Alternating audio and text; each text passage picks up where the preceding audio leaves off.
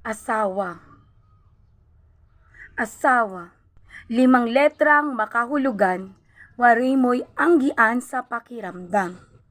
Sa una pa lang o simula ng pagsasama, talagang makadarama ng ligaya at mabibigkas mo salitang asawa.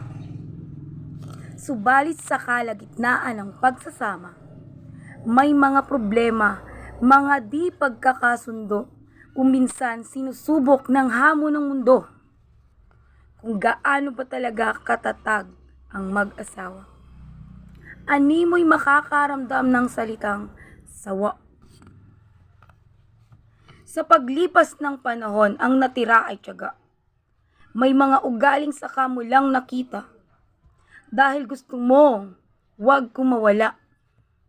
At naninindigan na buo pa rin ang pamilya.